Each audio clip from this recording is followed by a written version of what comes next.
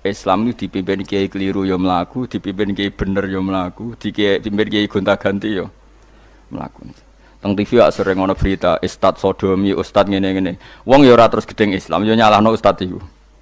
Ya ana Islam dibajak, ekstremis ya muni Islam, sekuler ya muni Islam, liberal ya muni Islam. Ya Islam ya baik-baik saja. Ora ana masalah kan, biasa mawon.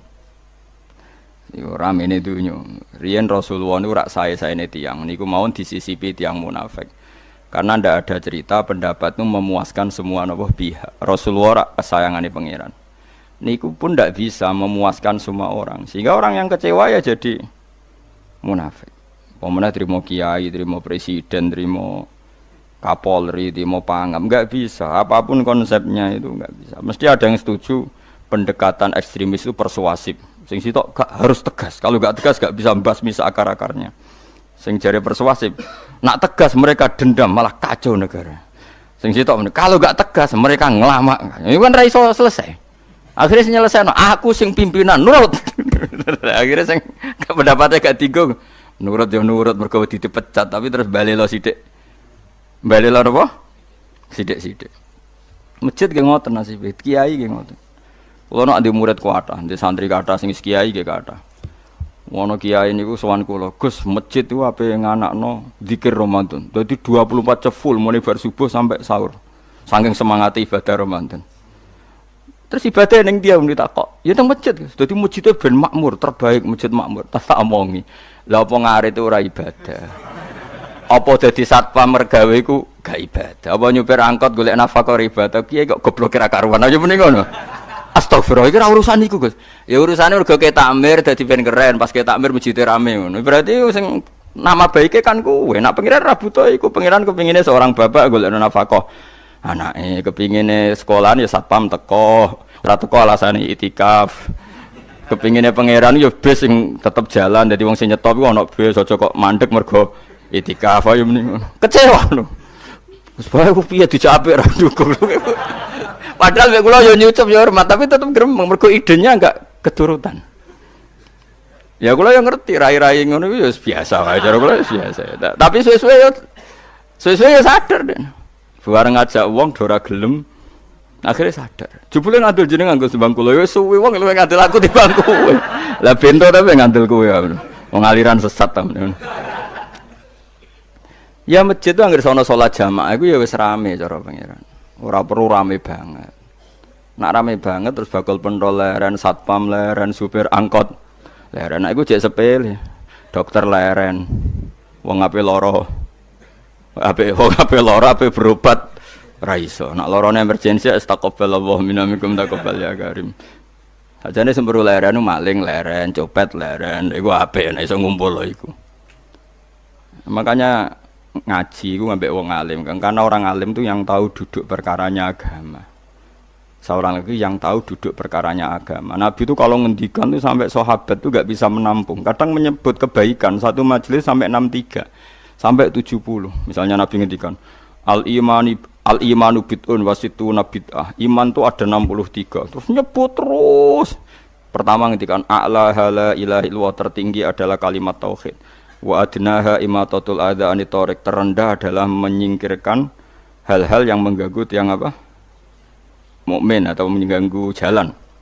Terus ngendikan seperti itu.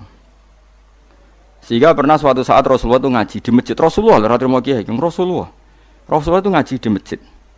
Nabi kalau ngaji di masjid itu memang di teras, jadi terbuka. Terus ada pemuda santai dengan santainya nggo pacul, ngliwati Nabi ngaji diliwati. Nggo pacul, ya santai. Singkat cerita semua sahabat itu mencibiri. Celaka betul pemuda itu. Ada Rasulullah ngaji tidak ikut tapi dia berlalu saja bawa cangkulnya. Kata Nabi, kamu jangan komentar demikian. Jika dia kerja menafkahi ibunya yang lemah atau anaknya yang lemah, dia juga ibadah dan itu juga sunnahku.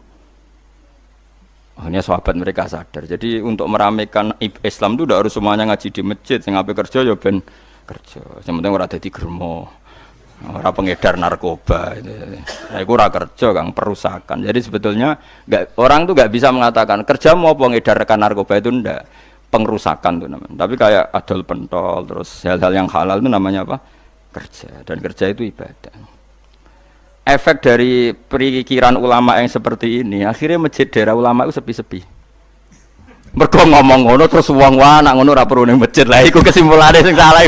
Kok terus kesimpulane nak ngono ora perlu ning masjid bar saiki. Maksudnya orang ngono sing di aktivitas nggih monggo. Nek sing ada aktivitas timbang turu ning omah akhirnya aduk ibadah ning masjid aja aduk turu ning masjid.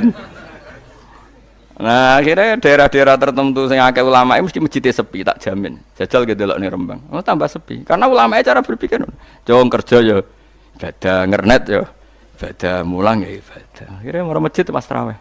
Iku yang golek sing cepet.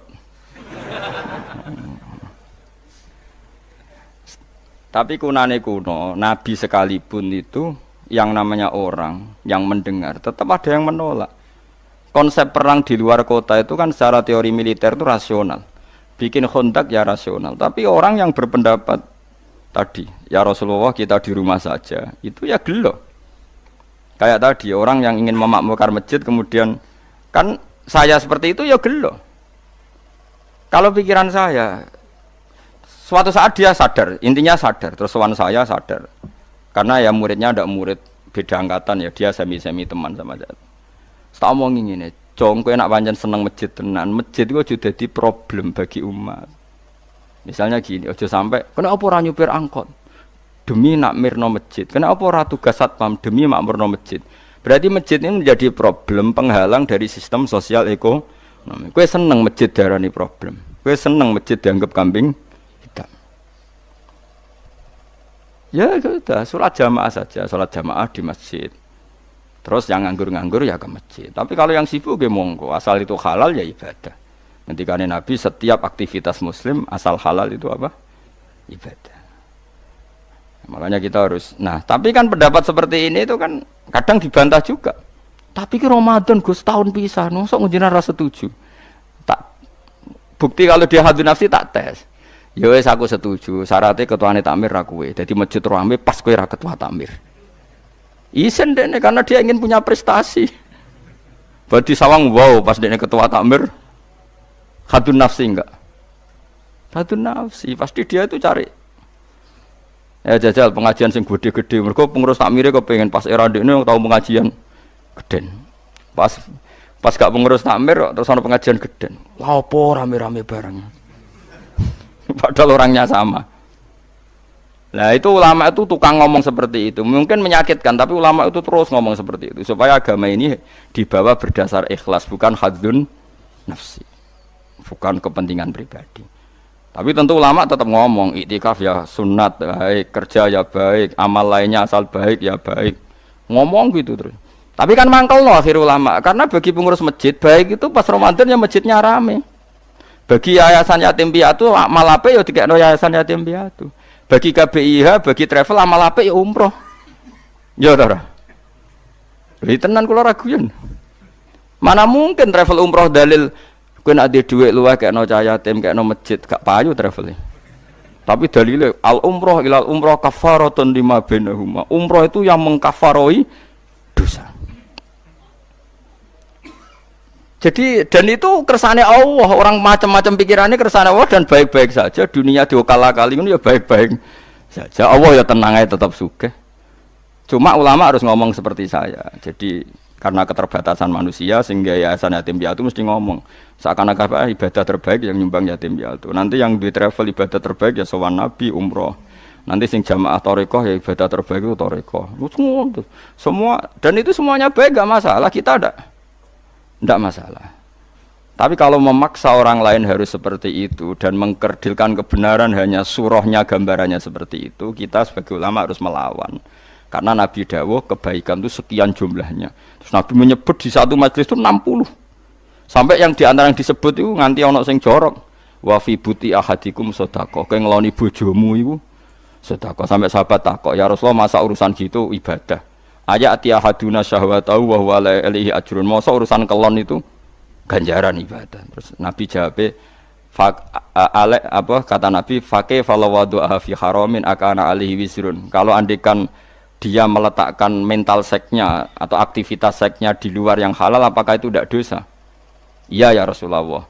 Terus kata Nabi, "Wa kadzalika," begitulah kalau diletakkan di halal dia juga dapat apa? Paha. terakhir Nabi ngendikan takufu syarraka anin nas fa innaha shadaqatun minka ala nafsik. Jika kamu itikaf di masjid tidak bisa, adol pentol tidak bisa, jadi satpam tidak bisa, aktivitas sosial yang menguntungkan orang lain tidak bisa. Takufu syarraka anin nas. Yang penting kamu tidak berbuat buruk yang merugikan manusia. Sehingga sampai ada riwayat dari orang sufi, ibadahnya orang zaman akhir itu tidur. Karena anak tidur itu gak ganggu wong. Iya. Paling bojo tok sepeten. Tapi kan yo nyopet yo ora, zina yo ora, ndelok wong ayu yo ora. Nah, itu sampai Nabi terakhir nyebut. Dari sekian kebaikan tuh kalau gak mungkin kata Nabi takufu syarraka anin nas fa innaha shadaqatun minka ala nafsik. Sementing kamu tidak melukai atau merugikan orang apa? Sehingga misalnya ulama kok ngerti ada orang tidur di rumah, wong apik, gak ganggu wong.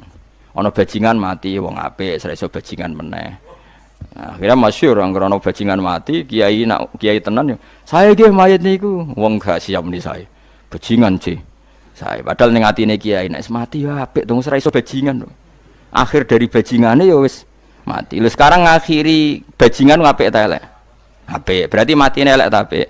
Apik. Maksudnya kiai apik mati ini ora apik wonge. Lah wong gak trimo pikirane apik iku. Wonge. Lah kiai ndake pinter maksudnya apik nggih niki. Ngomong keberatan.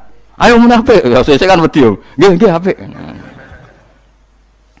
Lah itu ilmu. Jadi ngaji ilmu itu orang harus punya kesiapan pendapat meskipun itu kita tidak siap. Wa wasa antakrahu syai'a wa huwa khairul lakum. Pendapat meskipun kamu kadang tidak cocok, bisa saja menurut Islam itu ini lebih apa? Baik. Karena tadi kebaikan itu sekian bentuk. Bisa ulang kebaikan